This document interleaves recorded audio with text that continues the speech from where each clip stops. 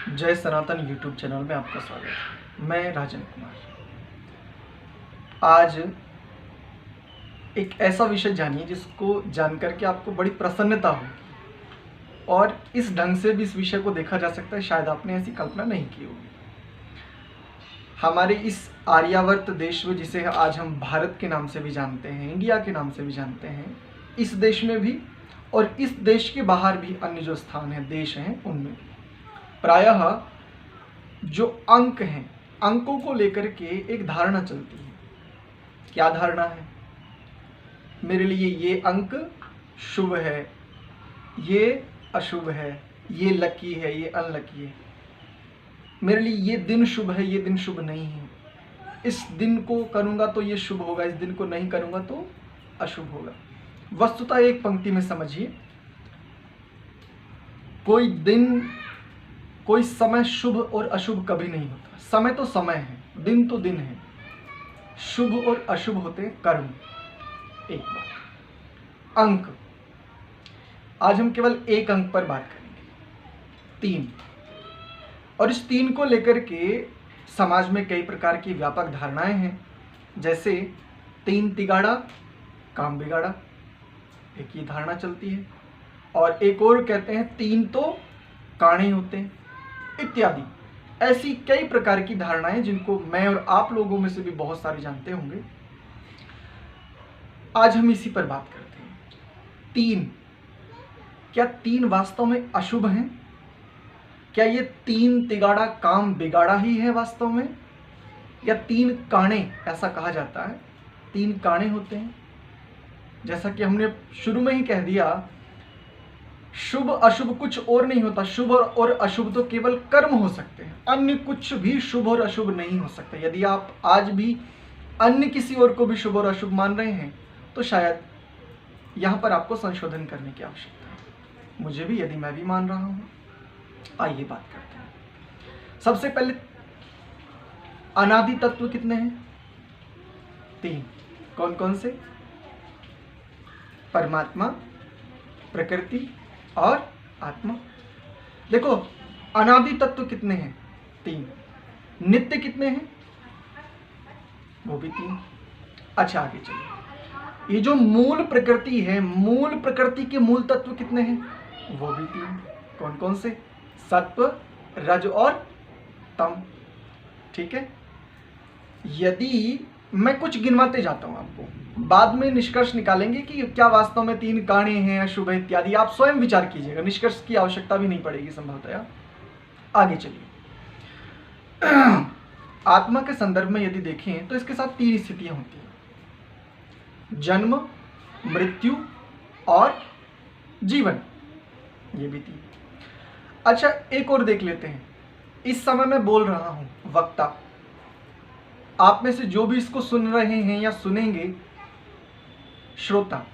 और जिस विषय पर मैं बोल रहा हूं वो विषय, यहां पर भी कितने हैं? 3। अच्छा, एक और चीज देखिए। जब हम किसी भी क्लास में या कुछ भी ऐसा डिग्री लेते तो वहां पर 3 डिवीजन होती हैं, first, second and third. 4th division नहीं होती। अच्छा देखिए, किसी भी स्थान पर, किसी खेल में, किसी बड़ी ट्रॉफी या कुछ इस प्रकार की जो भी स्थितियां होती है, वहां पर भी क्या रैंक मिलती हैं? First, second and third. 4th नहीं होती। यदि आप बिजनेस में जाएं तो वहां पर भी जो बैंकों में एक असाइनमेंट साइन होता है, वहां पर भी क्या होता है? फर्स्ट पार्टी, सेकंड पार्टी और थर्ड पार्टी। आगे चलिए। इसी प्रकार से जब आप, यदि आप आप में से कोई भी यदि बाजार गए हैं, जिसको आड़त बोलते हैं, बड़े बड़े जो बाजार होते हैं जहां पर फल और सब्जी बहुत बड़ी मात्रा में आते हैं बिकने के लिए, किसान लोग लेकर के आते हैं, वहां पर एक काम चलता है। किसी से भी पूछ के देखो, आप किसी भी आड़ती से पूछो, जिसको आड़ती कह दी जाता है वहां पर, तो वहां पर क्या बात चलती है? जैसे मान लीजिए एक वस्तु, उसको 500 रुपए तक उसकी बोली लग गई है, तो वो क्या कहते हैं? 501, 502। हाँ भाई, 501, 502। तो वो क्या कहते हैं? 510। हाँ जी, 510, 510 1, 510 2। किसी ने कह दिया 550। और मान लीजिए वो वस्तु बिकती है 620 रुपए में, तो वो फिर क्या कहते हैं? 620 3। अच्छा, किसी से पूछो ये 3 का कंसेप्ट आप लेकर के कहां से आए? यदि 3 अशुभ होते तो आरतियों का तो दिवाला निकल जाना चाहिए। ठीक है, अच्छा आगे चलिए। और जब कोई भी धावक या रेसलर जो दौड़ने वाले होते हैं, मैं उनके संदर्भ में बात कर रहा हूँ, या जो बच्चों को इस तरह की पीटी वगैरह कराते हैं, तो वो भी क्या कहते हैं, वहां पर भी 1 2 एंड 3, 1 2 और 3, यहां पर भी 3। अच्छा श्रेणी देख लीजिए, प्रथम, द्वितीय और तृतीय, 3 का कंसेप्ट हमारे जीवन से कितना जुड़ा है। अच्छा आगे देखिए, जीवात्मा की कितनी स्थितियां हैं भाई। एक बंधन है और एक मुक्ति है, मोक्ष है जिसको कह दिया जाता है, और एक मिश्रित है, ना बंधन है और ना मोक्ष है, दोनों के लिए प्रयत्न कर रहा है। जैसे हम में से बहुत सारे मनुष्य हो सकते हैं, ये जीवात्मा की स्थिति। आगे चलिए, कुछ शास्त्रों से भी देख लेते हैं।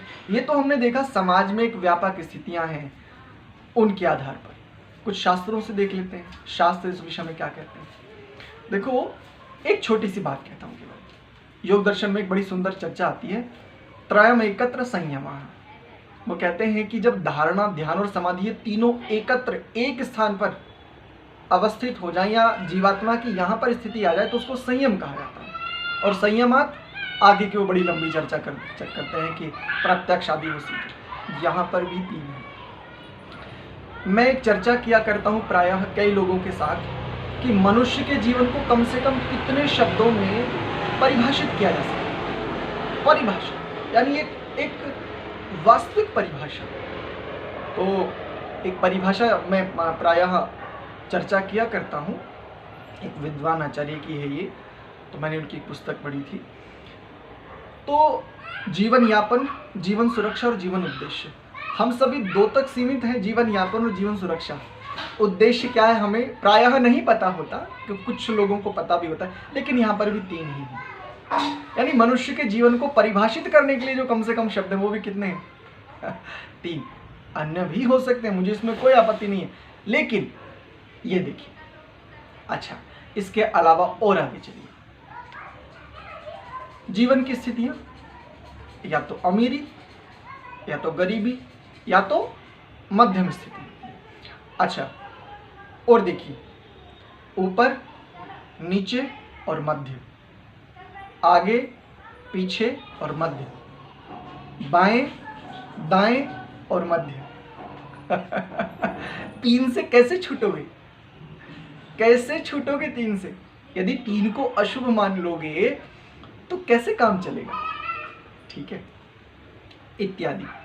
मैं संक्षेप में इन बातों को कह रहा हूँ, कुछ ऐसे संदर्भ आपके साथ साझा कर रहा हूँ जिससे आपको ये विचार करने को मिले कि वास्तविकता क्या है। अच्छा बचपन में देखिए, जब हम बचपन में थे, जब हम छोटे थे सभी आप, तो यहाँ पर देखिए, यहाँ पर हमें अंकों से, शुभ से, अशुभ से कोई मतलब नहीं था, कोई भी तो नहीं था, बस प्रसन्न थे। और कर्मों से हमें, यानी जो कर्मों के साथ जिस प्रकार के भाव जुड़े होते थे, वैसे ही हम अपने आप को उसी स्थिति में होते थे। मान लीजिए किसी ने प्रेम पूर्वक व्यवहार किया, प्रसन्न हो गए, किसी ने डांट दिया तो दुखी हो गए, और नहीं तो सामान्य स्थितियां हैं एकदम। अच्छा इस जीवन की अवस्थाएं देख लीजिए, बाल्यकाल, युवावस्था और वृद्ध, इस रूप में देख लीजिए। कितने सारे संदर्भों को आप देखेंगे तो 3 की स्थितियां मिलेंगी, ठीक है, 3 की स्थिति। और ऐसे ही यदि इस श्रृंखला में देखते जाएं तो बहुत एक बड़ी व्यापकता को आप देखेंगे, बहुत बड़ी एक व्यापकता। यहां से एक बात पता चलती है। अच्छा एक और बात कर लेते हैं, ईश्वर, भगवान, परमात्मा, इनका जो पर्सनल नेम है, इनका जो मुख्य नाम है वो क्या है? ओम। ओम में कितनी मात्राएं हैं? आकार, उकार और मकार, 3 मात्राएं हैं ना। अच्छा महाव्याहृति कितनी है? यद्यपि मुख्य रूप से देखिए तो ये जो महाव्याहृति हैं ये भी 3 हैं। कहां तक बचोगे 3 से? यदि 3 अशुभ हैं यदि 3 तिगाड़ा काम बिगाड़ा है तो ये सारा संसार ही 3 के चक्कर में चल रहा है। काम नहीं चलना चाहिए ना, बिगड़ जाना चाहिए ना, सबके लिए शुभ होना चाहिए, किसी के लिए भी शुभ नहीं हो सकता ये इत्यादि। बस इतनी सी ही चर्चा है आज के लिए और आपको स्पष्ट हो गया होगा। वस्तुतः कोई अंक, कोई दिन या कोई समय या कोई स्थिति ये कभी भी शुभ और अशुभ नहीं हो सकते। शुभ और अशुभ तो कर्म होते हैं। बस इतना ही। आप सभी को प्रणाम।